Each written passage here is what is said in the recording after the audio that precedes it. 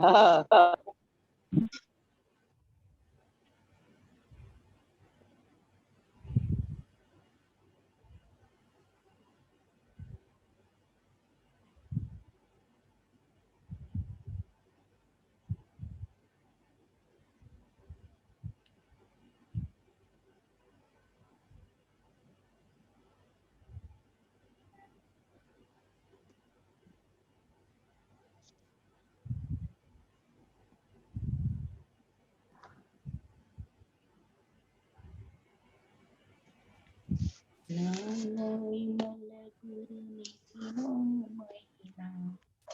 મંગલે વધાવજી આજ મારા પ્રભુજી સામજો સેવક કહીને બોલા.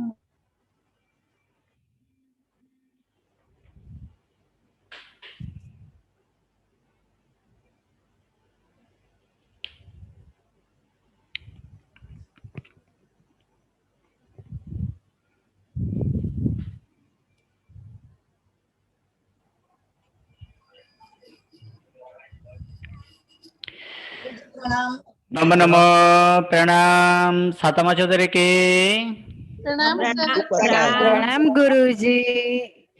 प्रणाम देव गुरुधर्म प्रणाम गुरुजी। प्रणाम नमो अरिहंतानम नमो सिद्धाणम नमो आयर्याणम नमो उबज्झायानम नमो लोये सब्बसाहूनम येसो पंचनमुक्कारो सब्बपावपणासनो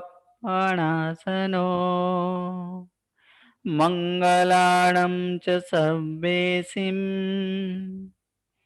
पढमं हवै मंगलम् अज्ञानतिमिरान्धानां ज्ञानञ्जनशलाकया नेत्रम् उन्मीलितं येन तस्मै श्री गुरवे नमः। गुरुजी हाँ जी प्रणाम। प्रणाम। આપણે એકવાર પરસ્પરી પદી ધાતુને ફરીવાર લેશો ગુરુજી? जरूर। શું કે ચાર ધાતુમાં ખબર થોડું સમજાતું નથી ને એટલે ગુરુજી। जरूर गुरुजी हाँ जी। गुरुजी તમે જે લાસ્ટ સેશન પરસ્મય પદ કરાયું તો પાછું થોડું રિવિઝન કરાવજો ને। ओके दरेके नोट पेन લઈ લેજો। હા આગળ ગુરુજી। આપણે દરેકે નોટ પેન જેને જેને પાસે નોટ પેન ન હોય નોટ પેન લેતા આવજો। નોટ પેન લઈને જ બેસવાનો દરેક ક્લાસમાં। નમો નમો પ્રણામ પરમ પૂજ્ય પૂજ્યપાદ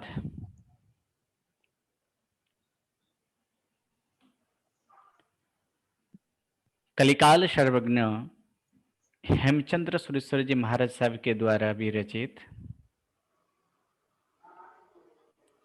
सिद्ध हेम शब्दानुशासन नामक व्याकरण ग्रंथ और इसी व्याकरण ग्रंथ के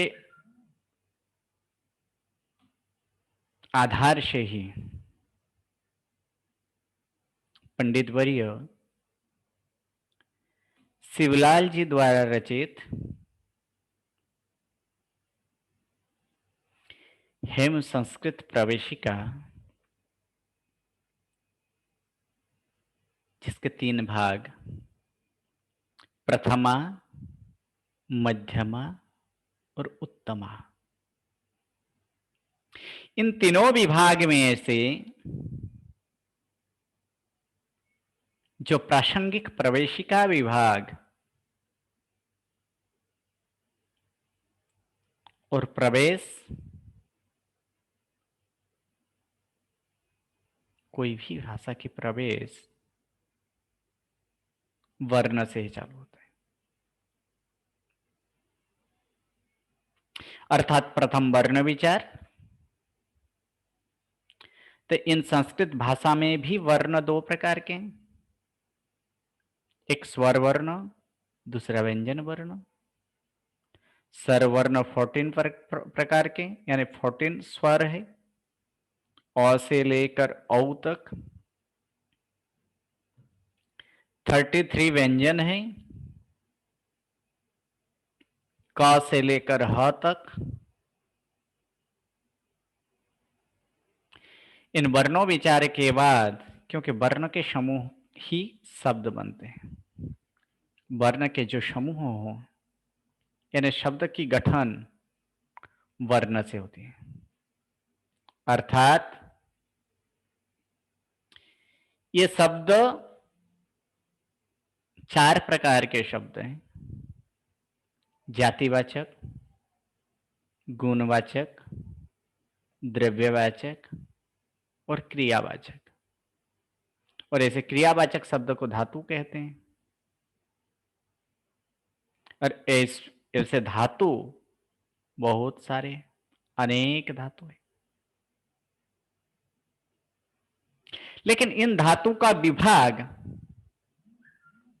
व्याकरणकार के अनुसार कुछ इस प्रकार के हैं। अगर गण के आधार से धातु को विभाग किया जाए तो वह धातु 10 विभाग में विभाजित होंगे, यानी 10 गण। 10 गण के अनुसार, यानी गण के आधार से धातु ये 10 प्रकार के। पहले गण, दूसरे गण, तीसरे, चौथे, पांचवें, छठे, सातवें, आठवें, नौवें और 10वें। अगर काल के आधार से हर एक इसमें,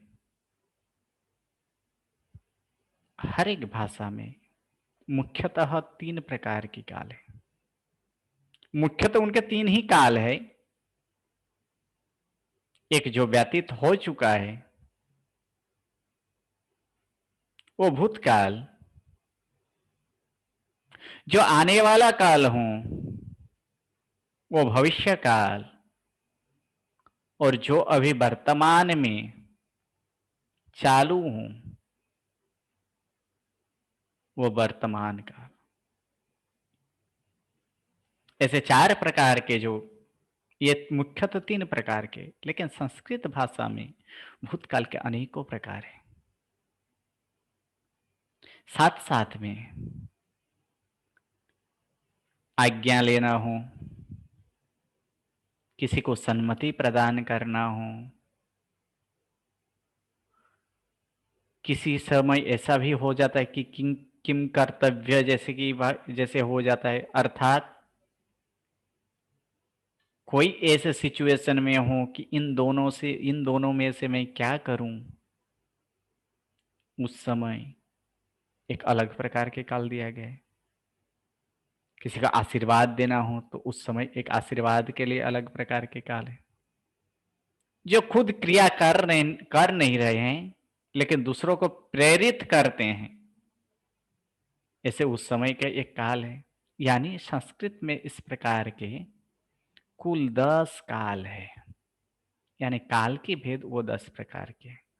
उनमें से अभी सिर्फ वर्तमान काल, हस्तनभूत काल, विध्यर्थ और आज्ञार्थ, ऐसे जो 4 काल हैं, इन 4 कालों का ही अध्ययन करेंगे।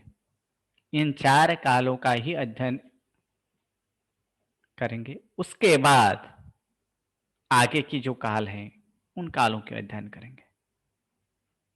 अगर पद के हिसाब से देखा जाए धातुओं तो 3 प्रकार के हैं।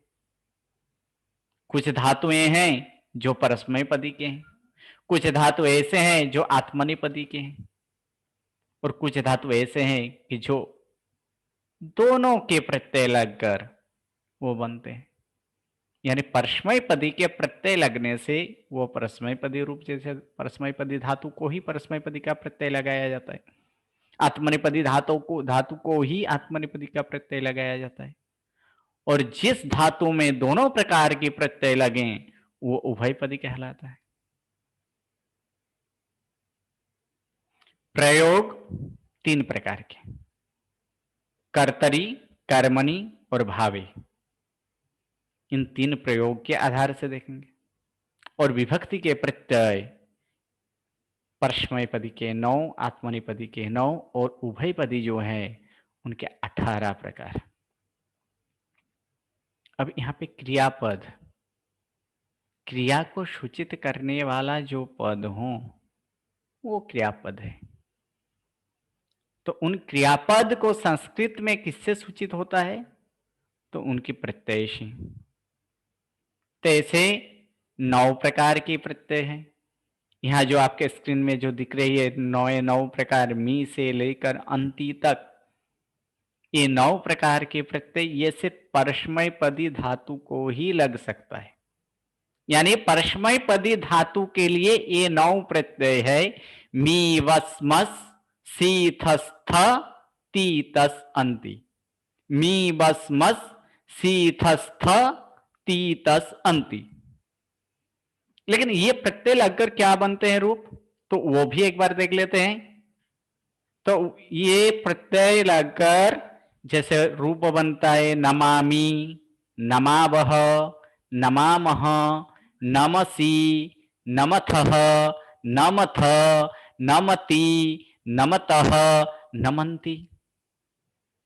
चलिए सब साथ मिलकर हम लोग बोलेंगे, लेकिन जो जहां पे है वहीं से, क्योंकि ये क्रियापद यानी रूपो ये संस्कृत भाषा के लिए अत्यंत जरूरी है, अति आवश्यक है। अगर रूपों की भंडार हो तो फिर संस्कृत सरल है। इसलिए उनको सरल करने के लिए हम इनका अध्ययन करेंगे। तो नमामि, नमावह, नमामः, नमसि, नमथः, नमथ, नमति, नमतः, नमन्ति। फिर से एक बार, नमामि, नमावह, नमामः, नमसि, नमथः, नमथ, नमति, नमतः, नमन्ति। इसी के अनुसार दूसरा एक धातु लेता हूं, जैसे पठ धातु हो तो उनका रूप क्या होगा कि पठामि, पठावह, पठामः, पठसि, पठथः, पठथ, पठति, पठतः, पठन्ति। अब पत धातु लेता हूं, पत, पत। अब पत धातु लेंगे तो उसका रूप क्या होगा? तब पतामि, पतावह, पतामह, पतसि, पतथः, पतथ, पतति, पततः, पतन्ति। अब निंद धातु लें तो निंदामि, निंदावह, निंदामः, निंदसि, निंदथः, निंदथ, निंदति, निंदतः, निंदन्ति। चार धातु लेते हैं, चार धातु। तो चार धातु का रूप हम लोग बोलेंगे कि चार धातु जो है ये चार धातु का रूप यानी चरामि, चरावह, चरामः, चरसि, चरथः, चरथ, चरति, चरतः, चरन्ति। अब अर्च धातु, अर्च धातु, अर्च धातु का रूप बोलेंगे तो अर्चामि, अर्चावह, अर्चामः, अर्चसि, अर्चथः, अर्चथ, अर्चति, अर्चतः, अर्चन्ति। अब इतना सारा हम लोग रूप देखें, इतने सारे, नम से लेकर अर्च तक, नम, पट, पत, चर, नींद, अर्च, ऐसे जितने सारे अभी धातु हैं आपके पास, जितना भी धातु होता है, ये पहला गण का, ये पहला गण के धातु का रूप हमें याद करना है। अब इनका अर्थ भी देखे थे। नमामि, जिनका अर्थ क्या था, तो मी प्रत्यय लगने से क्या होता है कि मैं। वस प्रत्यय यहां लगे, उनका अर्थ होता है हम दोनों। मस प्रत्यय लगे तो हम लोग या तो हम सब। सी प्रत्यय लगे तो तुम। थस प्रत्यय लगे तो तुम दोनों। और थ प्रत्यय लगे तो तुम सब या तो तुम लोग। ती प्रत्यय का योग हो धातु के साथ तो वह होता है। अगर थस प्रत्यय लगे, तस प्रत्यय, तो तस प्रत्यय लगे तो वे दोनों। और फिर अंति प्रत्यय लगेंगे तो वहां पे वे लोग या तो वे सब।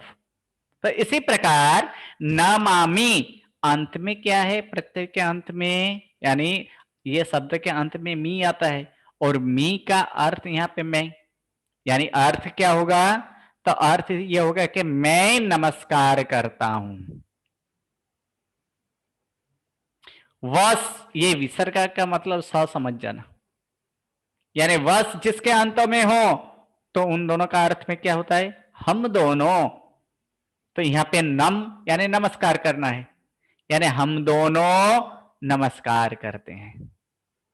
फिर मह प्रत्यय यानी मस प्रत्यय, और इस मस प्रत्यय में क्या है कि हम सब नमस्कार करते हैं। फिर आगे देखते हैं कि सी, तो सी का मतलब होता है तुम, अर्थात तुम नमस्कार करते हो। फिर थस यानी थह, इनका अर्थ है तुम दोनों नमस्कार करते हो। फिर आगे थ, जिसका अर्थ होता है कि तुम सब, यानी तुम सब नमस्कार करते हो। फिर ती, जिसका अर्थ यहां पे वह है, यानी वह नमस्कार करता है।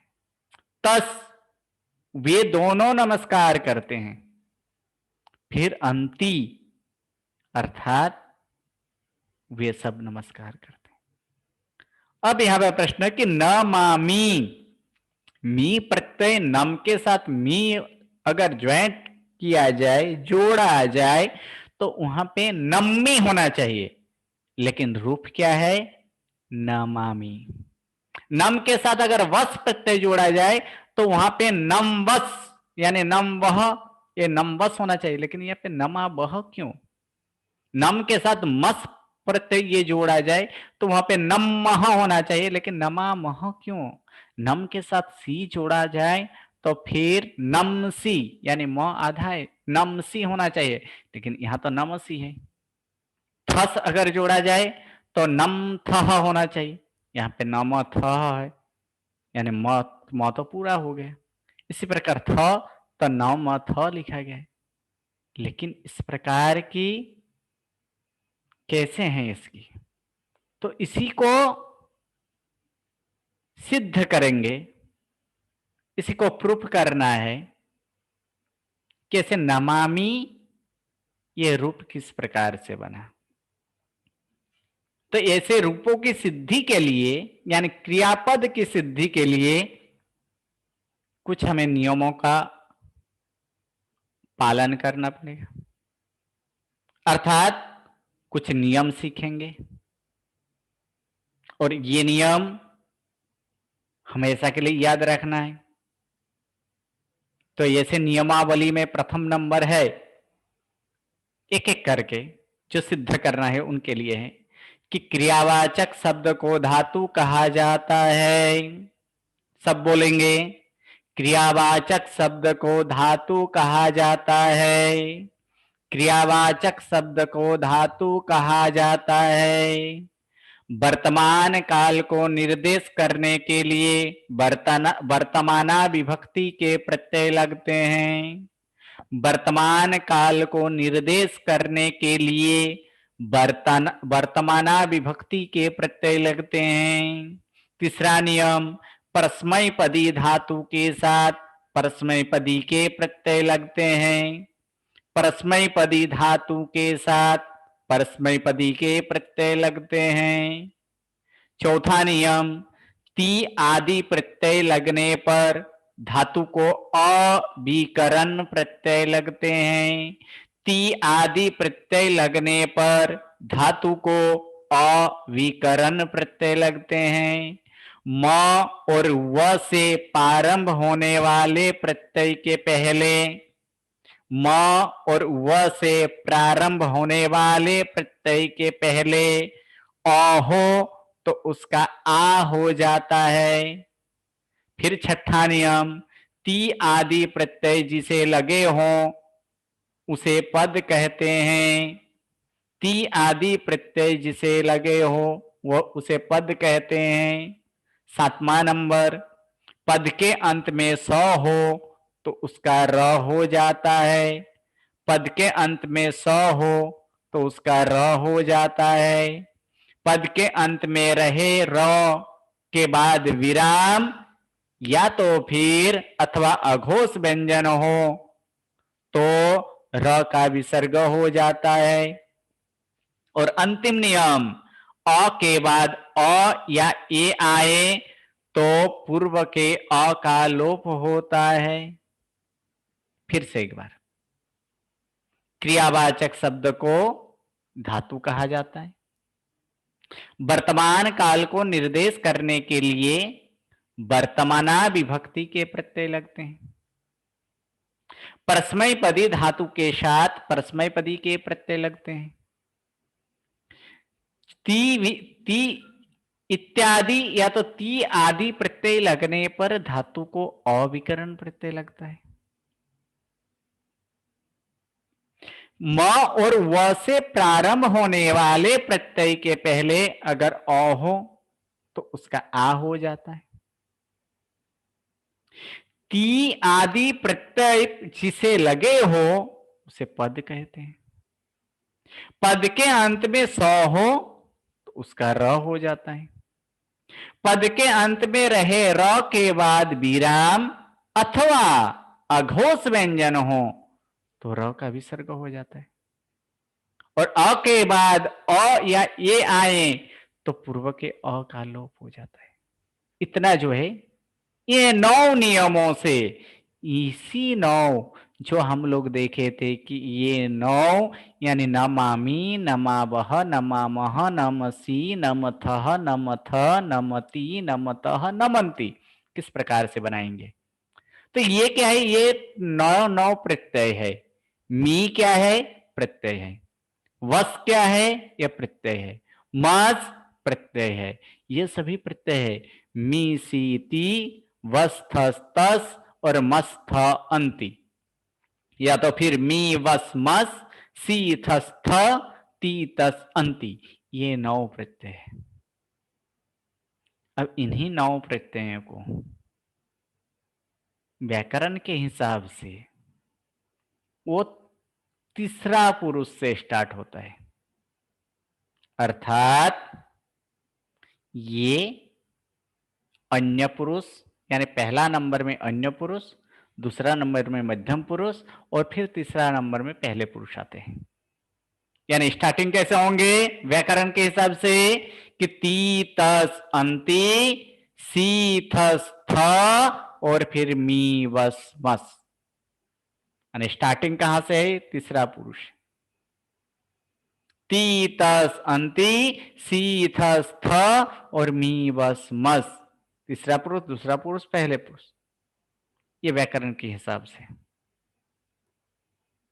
तो ये जो मी से लेकर अंति तक ये प्रत्यय है। अब कोई भी क्रियापद तभी होता है जब उन क्रिया के साथ प्रत्यय जोड़कर वो क्रियापद बनता है। और उनके लिए ऐसे 9 नियम हम लोग देखें। इनमें से और एक प्रत्यय और एक नियम में ये आया, सर्वप्रथम नियम बताया गया है कि क्रियावाचक शब्द को धातु कहा जाता है। जो हम लोग देखे कि शब्द 4 प्रकार के शब्द, ये 4 प्रकार के जो शब्द है, ये चारों 4 प्रकार के शब्द अर्थात जातिवाचक, गुणवाचक, द्रव्यवाचक और क्रियावाचक। तो ऐसे क्रियावाचक शब्द जो है उसे धातु कहा जाता है। और अभी हम लोग धातु के पाठ में हैं, तो क्रियावाचक शब्द को धातु कहा जाता है। सेकंड नंबर में दिया गया है कि ये क्रियापद जैसे एक ही है कि नमस्कार करता है, तो वह वर्तमान काल है। नमस्कार करेंगे तो वो तो भविष्य काल है। अर्थात जिस काल को निर्देश करने वाले ये क्रियापद हो उसी काल के वहां पे प्रत्यय लगेंगे। तो ये प्रथम वर्तमान काल के लिए, क्योंकि हमें नमामि इत्यादि बनाना है, ये सब वर्तमान काल, हम लोग वर्तमान काल देख रहे हैं, इसलिए वर्तमान काल को निर्देश करने के लिए ये वर्तमाना विभक्ति के प्रत्यय लगते हैं। कौन कौन से? तो ये जितने सारे हैं मी से लेकर अंति तक, ये सभी के सभी वर्तमाना विभक्ति के प्रत्यय हैं। यानी वर्तमाना विभक्ति की ये प्रत्यय मी बस मस सी थस थ ती तस अंति, ये सभी मी से लेकर अंति तक ये वर्तमाना विभक्ति यानी वर्तमान काल के काल में ही वो लगते हैं। यानी वर्तमान काल के धातु के साथ और वर्तमान रूप को हो तभी वो लगते हैं। यानी ये सभी के सभी वो प्रत्यय है वर्तमान। तीसरा नंबर, ये जो प्रत्यय देखें मी से लेकर अंति तक, ये जो प्रत्यय ये मी से लेकर अंति तक देखें, वो सभी के सभी प्रत्यय ये परस्मैपदी धातु को ही लगता है। यानी ये परस्मैपदी धातु जो है उनके लिए ही ये प्रत्यय है, आत्मनेपदी धातु के लिए नहीं। इसलिए ये परस्मैपदी धातु के साथ ही ये परस्मैपदी के प्रत्यय लगेंगे। उसके बाद बोला गया है कि ती आदि प्रत्यय लगने पर, यानी ती इत्यादि प्रत्यय लगने पर धातु को अविकरण प्रत्यय लगता है। अब यहाँ पे ती आदि इसलिए क्योंकि अभी ही बात क्या है कि व्याकरण में ती से स्टार्ट होता है। कहां से? तो प्रथम ती का स्थान है, उसके बाद तस, उसके बाद अंति, उसके बाद सी, उसके बाद थस, उसके बाद थ, फिर मी, फिर वस और फिर मस, अर्थात ये ती स्टार्टिंग में हुए। इसीलिए नियम में भी दिया गया है कि ती आदि यानी ती आदि से ये नौए नौ का ग्रहण करना है। ती, तस, अंति, सी, थस, थ, मी, भस, मस, ये आदि शब्द के बाकी 8 भी आ जाता है। अर्थात ती आदि प्रत्यय लगने पर धातु को अविकरण प्रत्यय लगते हैं। ये विकरण प्रत्यय क्या है? तो विकरण प्रत्यय वो है जो धातु और प्रत्यय इन दोनों को जो जुदा करें, जो विभाजित करें। धातु और प्रत्यय को विभाजित करने वाले जो प्रत्यय है उसे विकरण प्रत्यय बोला जाता है। ऐसे सर्वप्रथम यहाँ पे पहला गण के लिए कि ये अविकरण प्रत्यय लगाया गया कि ये धातु, और एक एक करके हम लोग नियम के साथ देखेंगे, फिर ये आगे जाकर वो नमामि बनेगा, किस प्रकार से होगा वो भी हम लोग देखेंगे।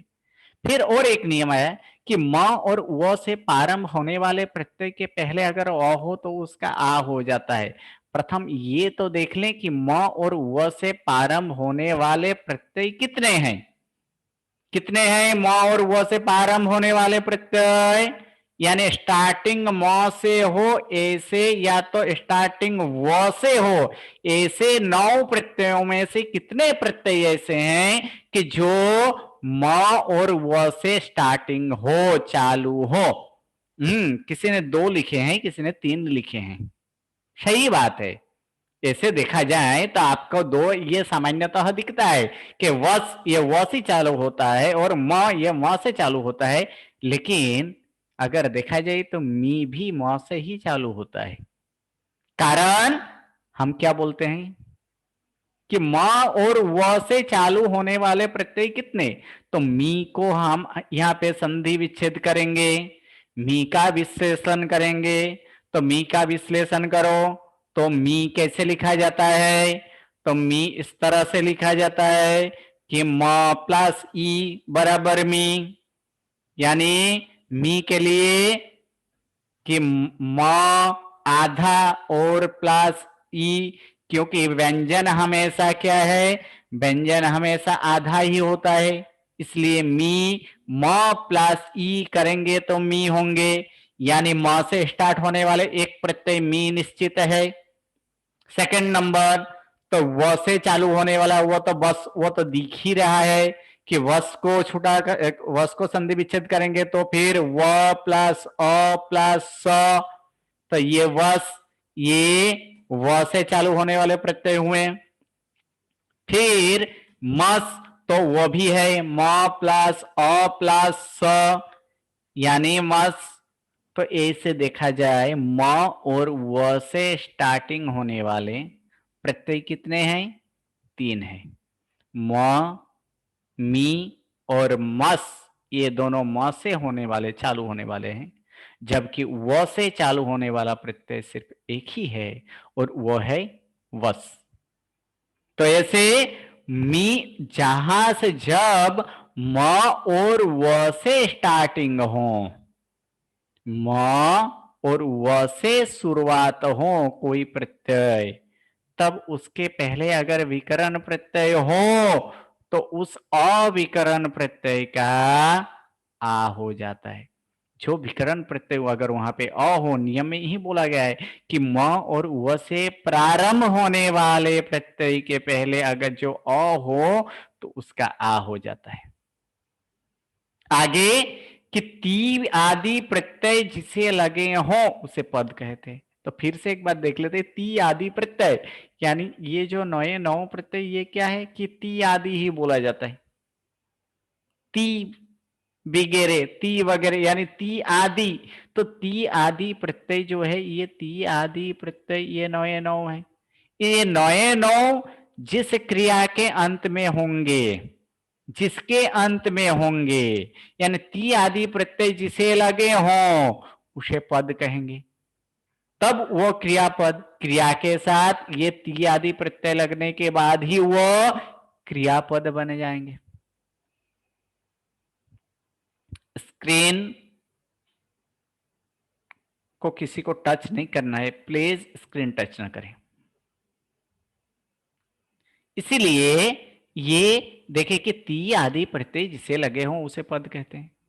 अब और एक नियम कि अगर पद के अंत में स हो तो उसका र हो जाता है।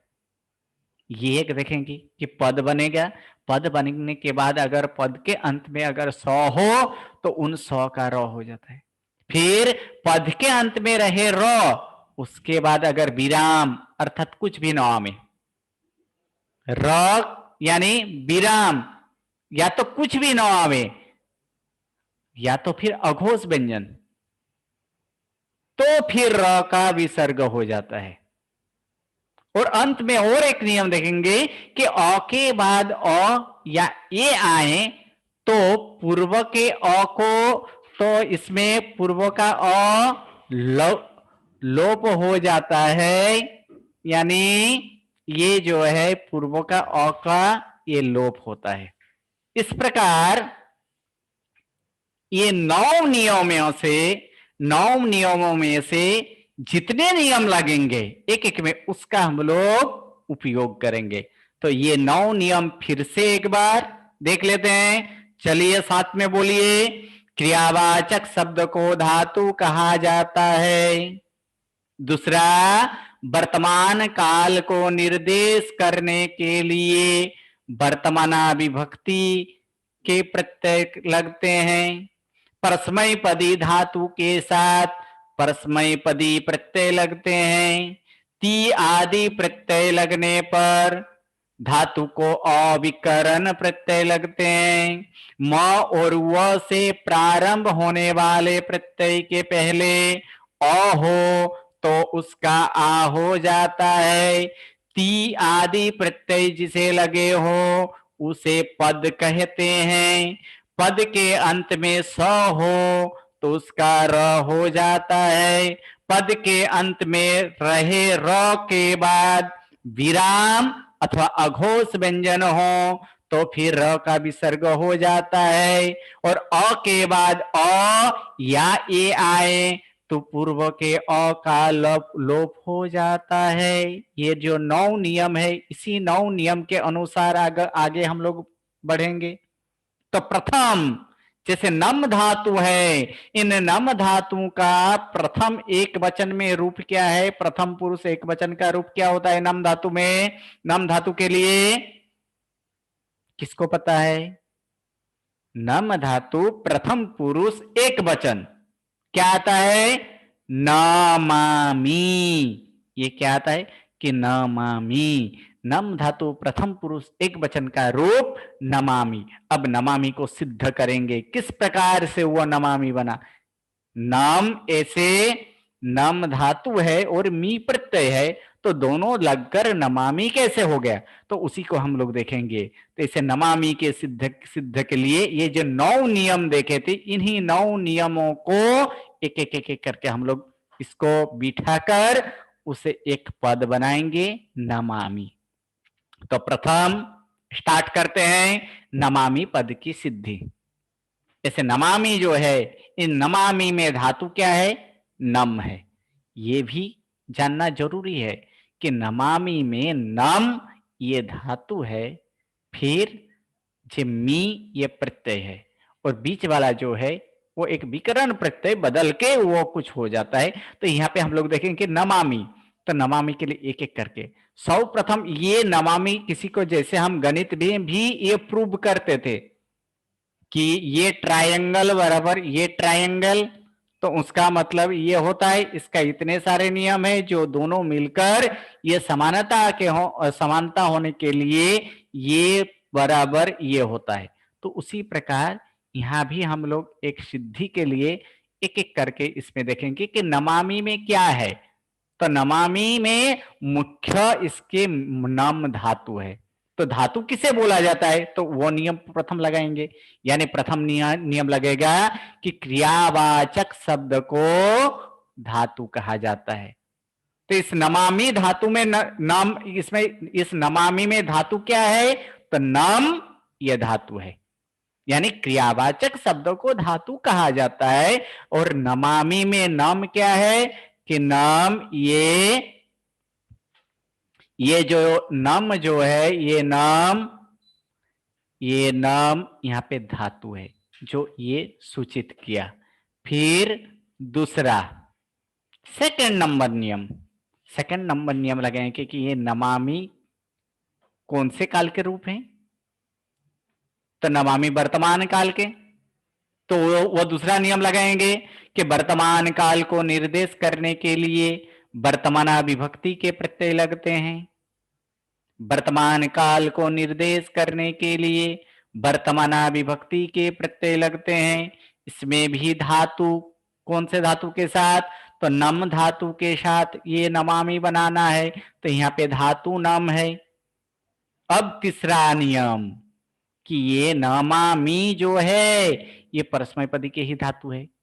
तो परस्मैपदी के धातु तो इसी के लिए, और फिर मी प्रत्यय, ये परस्मैपदी धातु को परस्मैपदी का ही प्रत्यय लगता है।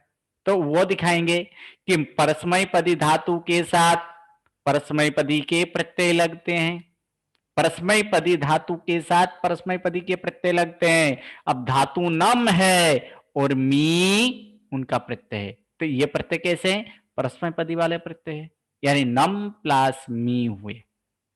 उसके बाद देखेंगे कि ती आदि प्रत्यय लगने पर धातु को अविकरण प्रत्यय लगते हैं। ये मी प्रत्यय कैसे हैं? ती आदि है तो ती से लेकर 9 ये क्या ती आदि प्रत्यय बोला जाता है।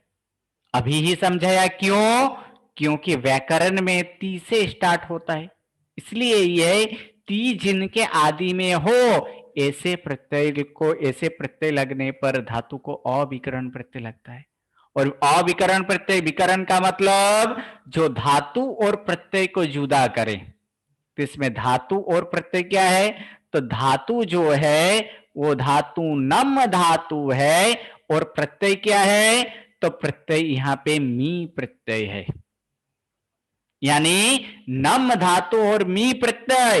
अब इन दोनों को जुदा पढ़ने के लिए, इन दोनों को जुदा करने के लिए, इन दोनों को जुदा करने के लिए जो ये प्रत्यय जो अ है, इन्हीं अ को विकरण प्रत्यय बोला जाता है।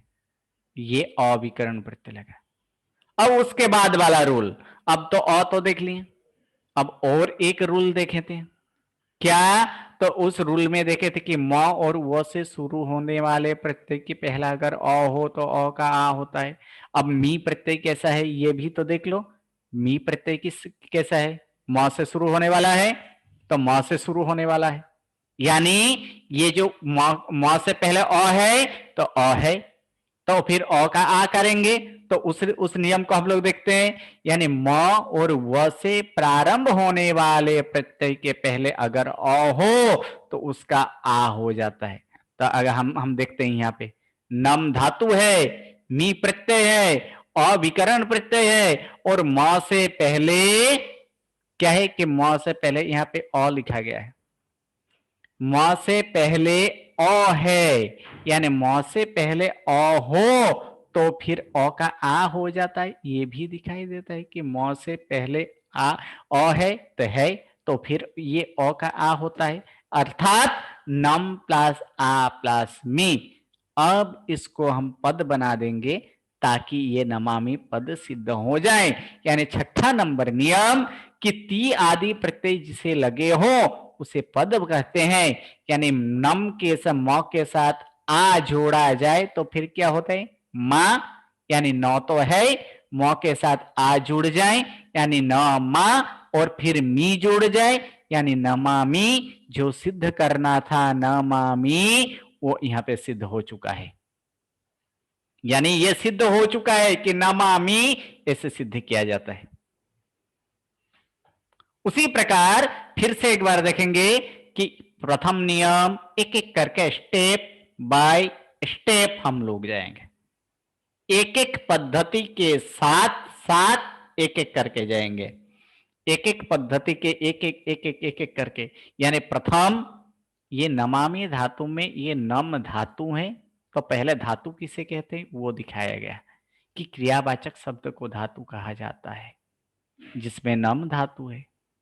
सेकंड नंबर में वर्तमान काल है, ये नम धातु कौन से काल के, क्योंकि नमामि किस प्रकार के ये है, तो ये मी है जो है ये वर्तमान काल को सूचित करते हैं। तो वही बोला गया कि वर्तमान काल को निर्देश करने वाले जो विभक्ति के प्रत्यय वो भी वर्तमान काल के ही होंगे। तीसरा नंबर में ये सिर्फ इतना जानना है, दूसरा रूल इसलिए है कि दूसरा रूल में मी प्रत्यय नहीं लगाना है, क्योंकि मी प्रत्यय तीसरा में, क्योंकि प्रत्यय लगाएंगे तब वो सिर्फ इतना जाना, इतना सूचित किया है कि वर्तमान काल है इसलिए वहां पे वर्तमान विभक्ति का प्रत्यय लगते हैं, लेकिन क्या प्रत्यय लगाएंगे वो तीसरा रूल में हम लोग देखते हैं कि परस्मैपदी धातु के साथ परस्मैपदी के प्रत्यय लगते हैं, लेकिन हमें सिद्ध क्या करना है? मी करना है। इसलिए नम प्लस मी ये जो है ये नम प्लस मी ये प्रत्यय लगाया गया। तीसरा नंबर में उसके बाद वाला कि ये मी क्या है? प्रत्यय है, और मी ऐसे ती आदि प्रत्यय, यानी ती आदि यानी ती से अंति तक, यानी मी से अंति तक सभी के सभी प्रत्यय ती आदि प्रत्यय ही बोला जाता है। कारण इतना ही क्योंकि व्याकरण में सर्वप्रथम ती से चालू है, यानी ती तस अंति सी थस थ फिर मी बस मस, यानी ती से स्टार्टिंग होते, इसलिए ये धातु के साथ अगर लगा हो यानी ती आदि प्रत्यय लगने पर ये धातु के पहले अविकरण यानी विकरण प्रत्यय, मतलब ये जो धातु और प्रत्यय को जो जुदा करें वो प्रत्यय विकरण प्रत्यय। फिर उसके बाद म और व से प्रारंभ होने वाले प्रत्यय के पहले अ हो तो अ का आ हो जाता है। तभी ये अ का आ होता है जब ये प्रत्यय म से स्टार्टिंग हो या तो फिर व से स्टार्टिंग हो, और अंत में यहाँ पे पद बनाएगा कि ती आदि प्रत्यय जिसे लगे हो उसे पद कहते हैं। तो इस प्रकार से नमामि सिद्ध हुआ। और इसी प्रकार से आपको प्रैक्टिस करना है। हर एक को प्रैक्टिस के लिए रूल के साथ आपको क्लास नंबर 1 से लेकर 6ठा वो सभी पीडीएफ ग्रुप में भेजा गया है। सिर्फ वो पीडीएफ सिर्फ ग्रुप तक ही सीमित, मतलब सिर्फ ग्रुप में रहने ना दें, उसका प्रिंट निकालें और प्रिंट निकालने के बाद आपको अभ्यास के लिए अति आवश्यक है, इसीलिए वो पहले से भेजा जाता है ताकि आप वो प्रिंट निकालें। जिस समय क्लास हो उस क्लास के समय आप उसको एक एक करके देखें कि इनमें से किस प्रकार से हुआ, और उसके बाद कुछ करने के लिए कुछ ऐसे फिल इन द ब्लैंक्स भी होंगे, यानी खाली जगह या इत्यादि भी होंगे, वो सब आपको खुद से करना है, अर्थात उसकी प्रैक्टिस करनी है किस प्रकार से वो बनता है। जैसे नमामि है तो नमामि के लिए आपको भी वहां दिया होगा शायद कि पतामी सिद्ध करो, रक्षामी सिद्ध करो, वदामी सिद्ध करो, अटामी सिद्ध करो, जपामी सिद्ध करो। तो इस प्रकार के सभी को सिद्ध करने के लिए ये सिद्ध करना, तो उनको सिद्ध करने के लिए से 6 नियम की जरूरत होती है और यही 6 नियम से वो सिद्ध होंगे। अब अगर किसी को कोई प्रश्न हो तो अब प्रश्न पूछा जा सकता है। यहाँ तक के लिए जो है वो आप प्रश्न पूछ सकते हैं। प्रश्न पूछने के लिए हैंड राइजिंग कीजिए, एक एक करके हम लोग देखेंगे। Okay, Somi Ben. સર નમઃ ને પરસ્પદી ધાતુ કેવી રીતના કહેવાય ને ધાતુ કહેવાય બટ પરસ્પદી કેવી રીતના પરસ્મય પદી ધાતુ એને કેવી રીતે કહેવાય? કારણ કે એ નમ ધાતુને માત્ર મી જ પ્રત્યય લાગે અને પરસ્મય પદીને જ પ્રત્યય લાગે, અને જે પ્રત્યય પરસ્મય પદીને લાગતો હોય, પરસ્મય પદી જેને લાગતો હોય તો તે ધાતુને પરસ્મય પદી જ, કારણ કે આપણે આની અંદર શું લખ્યા છે કે પરસ્મય પદીના ધાતુને પરસ્મય પદીના પ્રત્યય લાગે છે, એટલે પરસ્મય પદીના પ્રત્યય આની અંદર મી લાગેલો હોય એટલે કે એ મી પ્રત્યય ક્યારે લાગે? જો એ પરસ્મય પદીના ધાતુ હોય તો જ લાગી શકે ને, એટલા માટે એ ધાતુ પરસ્મયપદી છે। હવે કયા ધાતુ કયા છે, આ પરસ્મયપદી કયા છે, આત્મનેપદી કયા છે, એના માટે તો તમારે યાદ કરવા પડે, એટલે પ્રત્યય યાદ કરી દઈએ તો ધાતુ ધાતુ યાદ કરવા પડે। હા, અચ્છા, ઓકે। यक्ष जैन। प्रणाम गुरुजी। प्रणाम। सर ये सॉरी गुरुजी, 4th पॉइंट समझ में नहीं आया। ती आदि प्रत्यय लगने पर ती मतलब क्या? ती तो कुछ है नहीं उसमें। क्योंकि ये 4 बार ये नियम लगभग बोला है। ओके, प्रत्यय कितने हैं? आप एक बार प्रत्यय मुझे एक बार सुनाइए, कौन कौन से प्रत्यय हैं? मी, वस, ओके मस, ओके, उसके बाद थस, नहीं, सी थस थ, थस थ, और ती तस अंति। अब यहाँ पे तीसरा नंबर में क्या बोले आप? ती है कि नहीं? हाँ, तो यानी ती तस अंति है, यानी ती तस अंति, लेकिन व्याकरण में कैसे होता है? इसका उल्टा क्रम है, पहले ती का क्रम आता है और अंत में मी का क्रम आता है। अच्छा। अब ती आदि, आदि का मतलब शुरुआत, या तो फिर ती इत्यादि प्रत्यय, यानी ती से लेकर जो अंत, ये ते व्याकरण के हिसाब से क्या है? ती से लेकर मस तक। हाँ, तो उसमें ती आदि प्रत्यय होता है ना। हाँ हाँ, समझा। ओके, हाँ, लेने वो टैब डी कौन है? अगर आप जब भी क्लास ज्वाइन करें नाम के साथ ज्वाइन करें ताकि, ओके, नो साउंड। दीपल सेठ। हेलो हेलो हेलो हेलो, हाँ जी बोलो। रेखा सर, प्रणाम। गुरुजी, ये आपने जो लिखा ना परस्मयपदी धातु के साथ परस्मयपदी के प्रत्यय लगते हैं, तो ये जो सारे शब्द हैं पठामी, बनामी, नामी, क्रीडामी, तो उसमें से परस्मयपदी धातु और प्रत्यय मतलब कौन सा है वो कैसे पता चलेगा? ओके, तो ये अपने प्रत्यय कितने हैं आगे ही हम लोग देख लिए। मी, वस, मस, सी, थस, त, ती, तस, अंति, ये 9 प्रत्यय है। बाकी उनके पहले क्या है? पट, पथ, ये सब धातु है। ये सब क्या है? धातु है। धातु और धातु क्या है?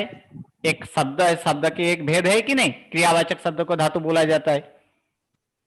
हाँ यानी वो सब याद करना है कि नम, हाँ ये ध्यान रखना है कि नमामि, नमामि में क्या है? तो मी तो प्रत्यय है, ये तो इतना तो याद रह जाता है ना। तो मी प्रत्यय है, बाकी क्या ये क्या है? नम ये धातु है। और फिर आ कहां से आया? तो ये नियम से आया। ओके चलो नेक्स्ट। हाँ हाँ बोलो बोलो। रेखा बोल रही हूँ। एक मिनट, जिसका टाइम हो जिसे बोला जाए वो दीपलवेन। હા પ્રણામ ગુરુજી. પ્રણામ. હવે નમાવહની સિદ્ધિ કઈ રીતે કરીશું? બરાબર. એ અત્યાર dot સુધી આપણે મી વાલા કર્યા છે, બરાબર? હા એના માટે આપ ગ્રુપમાં છો? ગ્રુપમાં હા વોટ્સએપ ગ્રુપમાં એની અંદર હા. ક્લાસ 6 કરીને પીડીએફ મોકલાવેલા છે, હા, એની હા. અંદર જોઈ લેજો.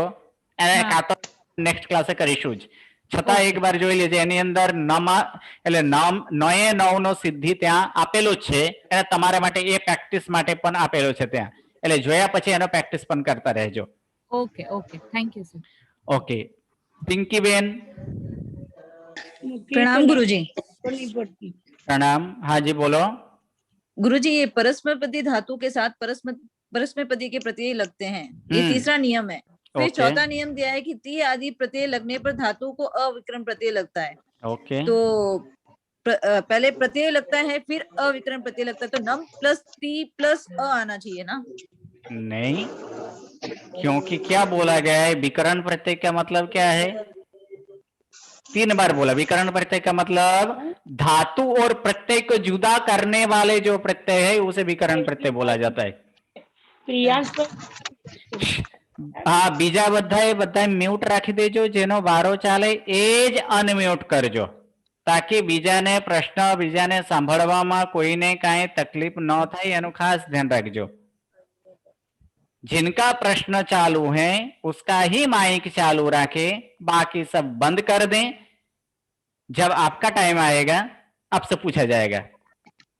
ओके धन्यवाद. हाँ गुरुजी एक और डाउट था, ये क्रियावाचक शब्द को धातु कहते हैं, तो क्रिया तो काफी रह गए, तो धातु भी काफी है?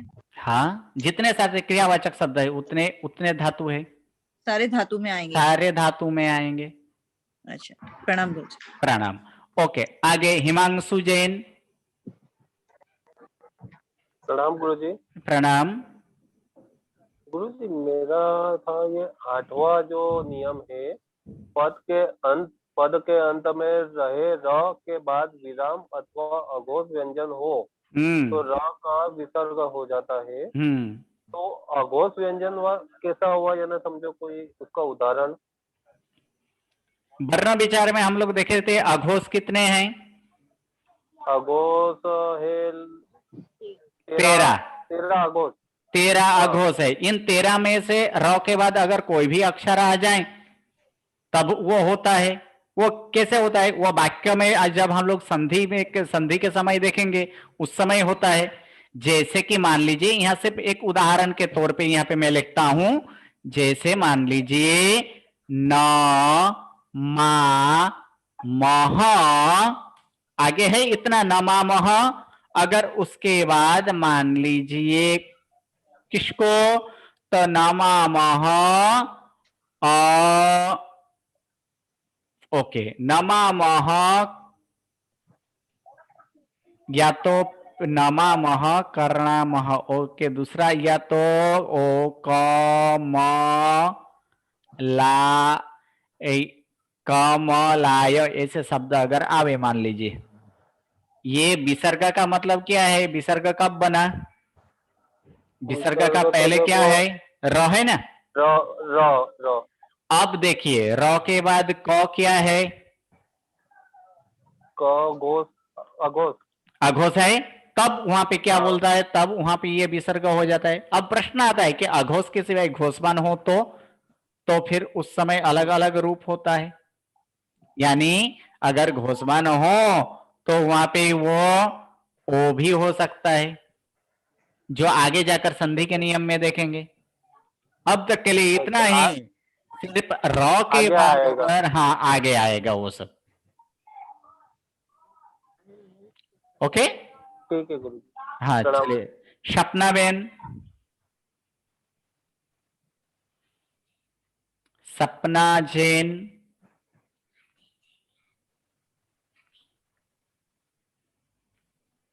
Okay no sound. कोमल बेन, प्रणाम गुरुजी। प्रणाम। गुरुजी, ये जो अभी आपने एग्जाम्पल सब इतने सारे दिए हैं ना, पठामी, पतामी, रक्षामी, वदामी आदि, तो इन सब के मतलब क्या है? और हम लोग को इतने सारे शब्द हो गए, उसको हम लोग कैसे क्लासिफाई करेंगे? कौन सा परस्मैपदी है और कौन यहाँ सा पे जितना सारे दिखाया गया है वो सब परस्मैपदी। इसमें मी प्रत्यय तो एक तो निश्चित हो गया है कि मी प्रत्यय किनके है? हाँ जी, ठीक परस्मैपदी है। के है। हाँ।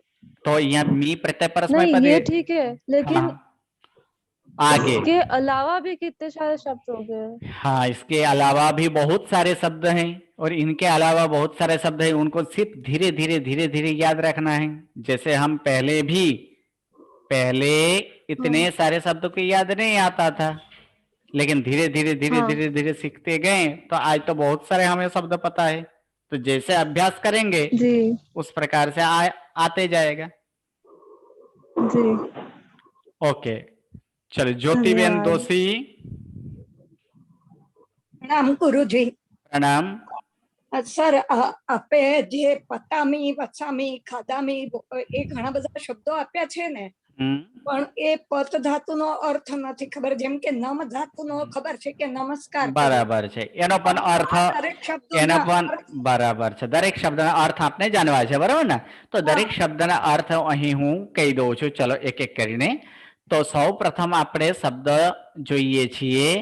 એ શબ્દ છે નામ, એટલે કે નામ તો આપણે જોયો, જેનો અર્થ શું થાય? નમસ્કાર કરવું. આની અંદર ધાતુ શું છે? પઠ. પઠ એટલે થાય ભણવું.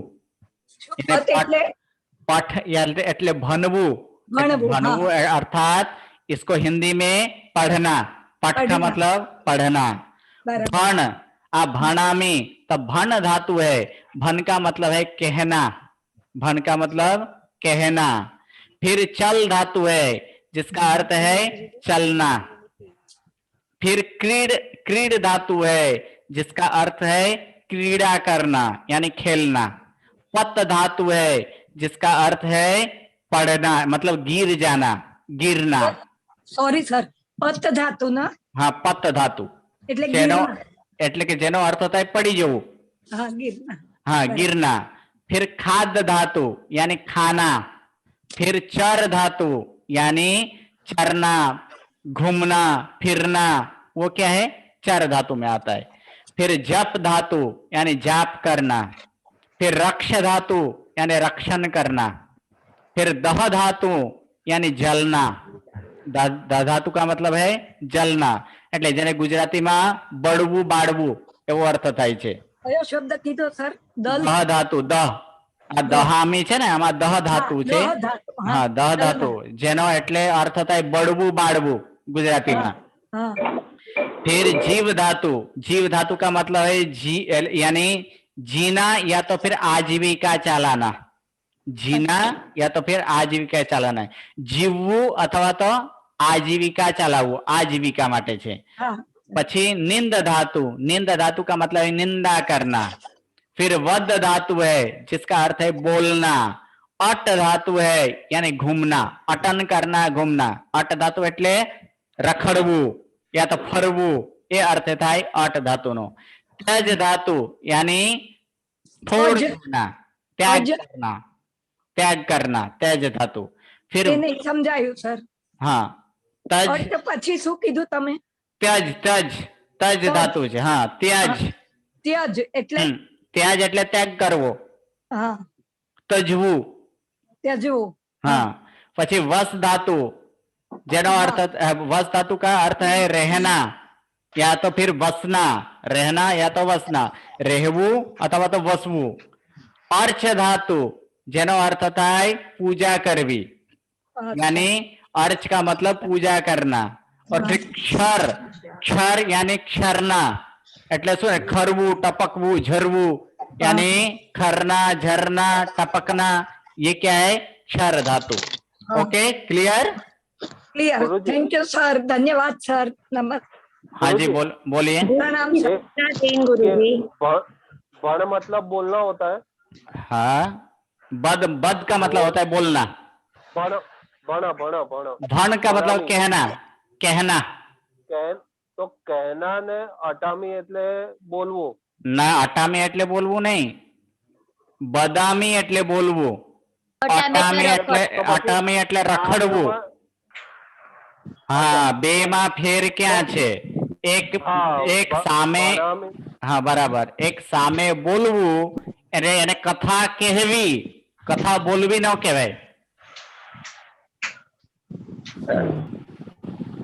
શું થાય? કથા कथा कहवी कहवाय। हाँ बोलो। चर का क्या कहा था आपने गुरुजी? चरामी एक एक करके जिनका टाइम है उसको बोला दीजिए। फिर प्रत्यय प्रत्यय प्रत्यय कौन सा? सभी में मी प्रत्यय है इसमें। ये जो ये मी लगते हैं, सी लगते हैं, ये सब प्रत्यय है क्या? ये सभी प्रत्यय है। पहले ही हम लोग याद कर चुके हैं कि 9 प्रत्यय है। मी बस मस सी थस त ती तस अंति। ठीक है ठीक है। गुरुजी एक निवेदन था, ये इसका जो अर्थ है वो भी आप ग्रुप में डाल देंगे क्या? तो हमको याद करने में अच्छा रहेगा। ओके जरूर जरूर। ओके चलो 11 સર बोलो। ફર્સ્ટ અને સેકન્ડ માં શું ડિફરન્સ છે? ફર્સ્ટ સેન્ટેન્સ ને સેકન્ડ સેન્ટેન્સ માં? ફર્સ્ટ સેન્ટેન્સ અને એટલે કે આ નિયમની અંદર વાત કરો છો? હા સર, હા સર। હા, નિયમમાં એ કર્યો કે આપણે નમામી સિદ્ધ કરવું છે તો એમાં નમામીમાં ધાતુ શું છે એ જણાવ્યા। નમામીમાં ધાતુ નમ ધાતુ છે। હવે નમ ધાતુ કેવાય છે તો એને નમામીની અંદર એ નમ ધાતુ છે એ તો આપણે જાણી લીધું। નમ ધાતુ જાણ્યા પછી પણ આ નમામી રૂપ કોનો છે? વર્તમાન કાળનો છે, બરાબર? તો એ વર્તમાન કાળનો છે તો એની સાથે માત્ર વર્તમાન વિભક્તિના જ પ્રત્યય લાગે। આત્મને પછી વર્તમાન કાળનો કોઈ ધાતુ એટલે વર્તમાન કાળની એને નિર્દેશ કરે। નમામી આ વર્તમાનનો રૂપ છે એને પ્રત્યય ભૂતકાળનો લગાવડીએ તો ચાલે?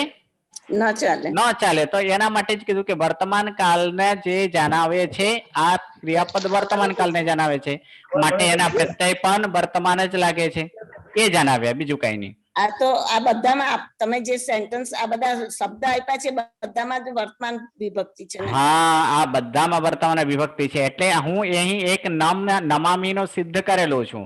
તમારે પ્રેક્ટિસ હવે બાકી બધાનો પ્રેક્ટિસ તમારે કરવાના છે। ओके हाँ जी राशिबेन। राशिबेन પ્રણામ प्रणाम। ગુરુજી, આપણે લાસ્ટ સેક્શનમાં આપણે કીધું હતું કે બસ બસ છે તો પછી સ લાગે એનું કારણ એટલે કે એનો વસનો શું કહો છો? ફરી એકવાર સ નો ર નો વિસર્ગ કેવી રીતે થયો ને એ આપણે हाँ एक मिनट सपनाबेन प्लीज म्यूट या तो फिर हेडफोन यूज कीजिए।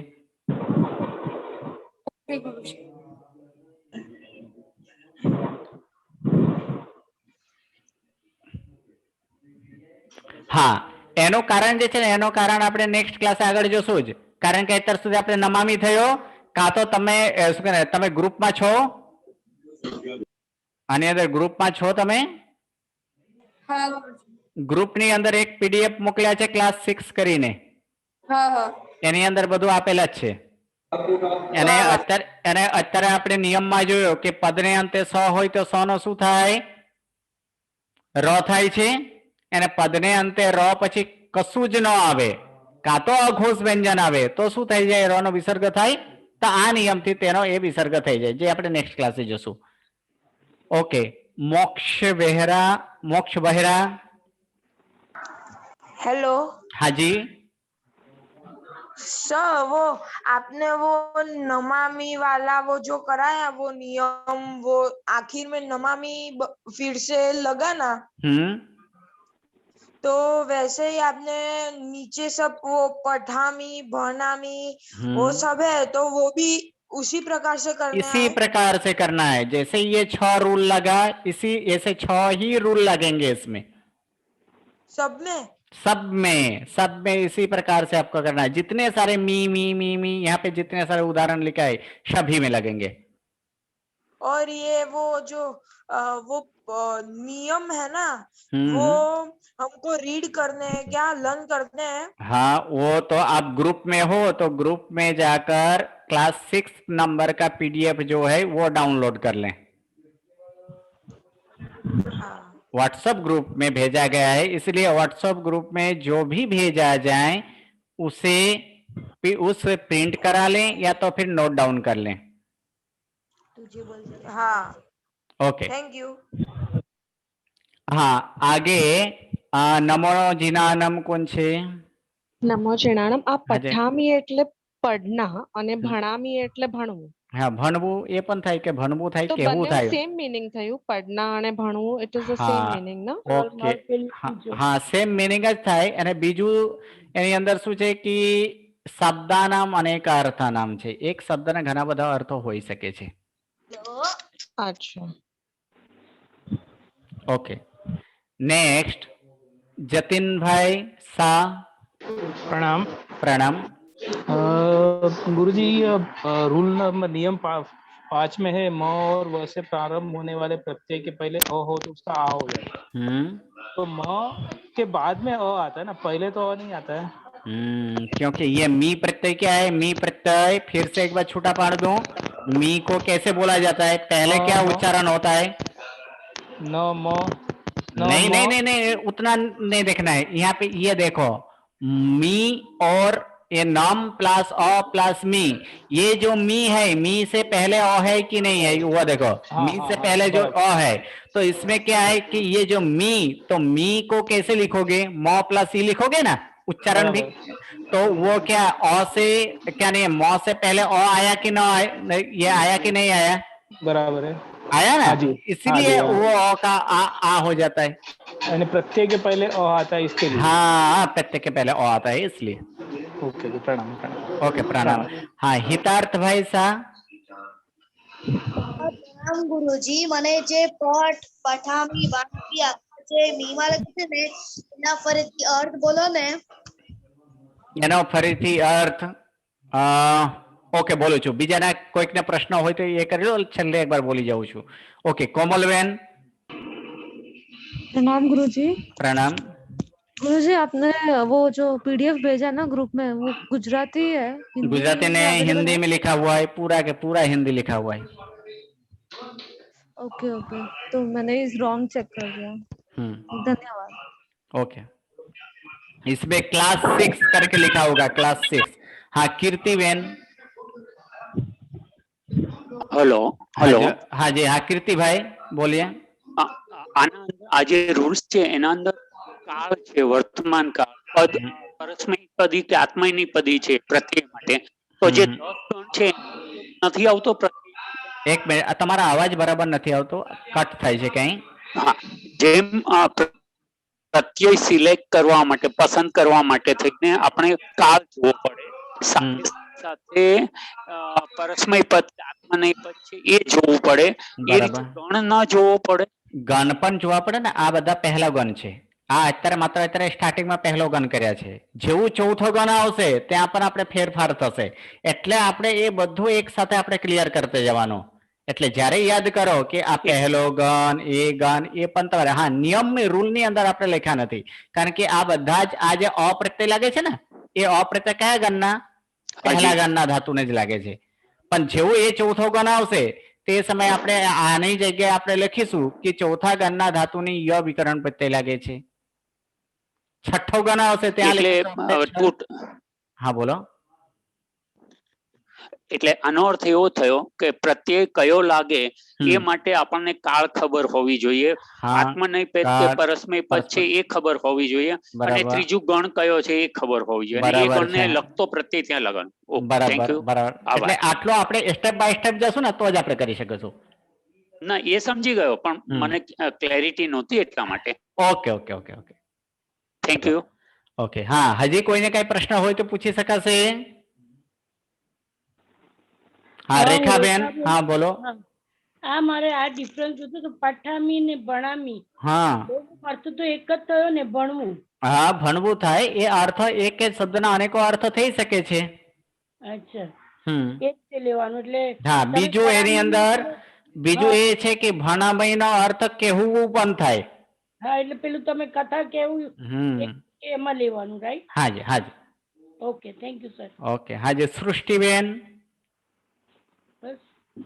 પ્રણામ ગુરુજી. પ્રણામ.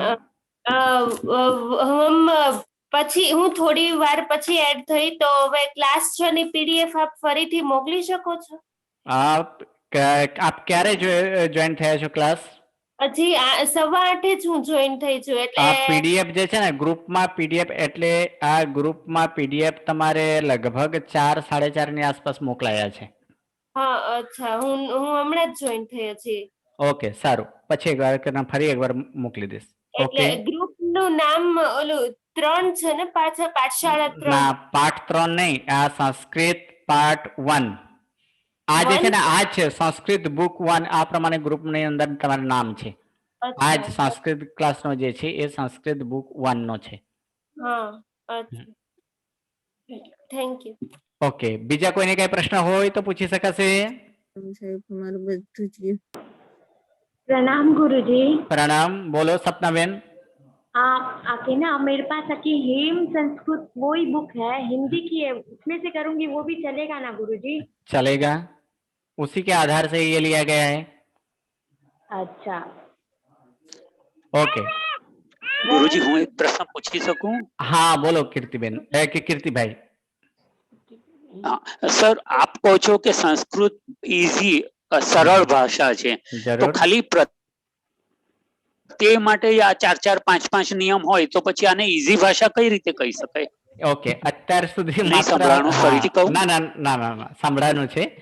આની અંદર અત્યારે આપણે માત્ર તો સ્ટાર્ટિંગમાં છે. કોઈ પણ ને આપણે સ્ટાર્ટિંગ જ્યારે આપણે કરીએ બરાબર છે કે આ આપણે અત્યાર સુધી એને અભ્યાસ નથી, પણ સ્ટાર્ટિંગમાં જ્યારે જઈએ ત્યારે એને આપણે નાના છોકરાઓને પણ પૂછવામાં આવે તો એ શું કહેશે? બહુ જ હાર્ડ છે એવું જ કહેશે ને.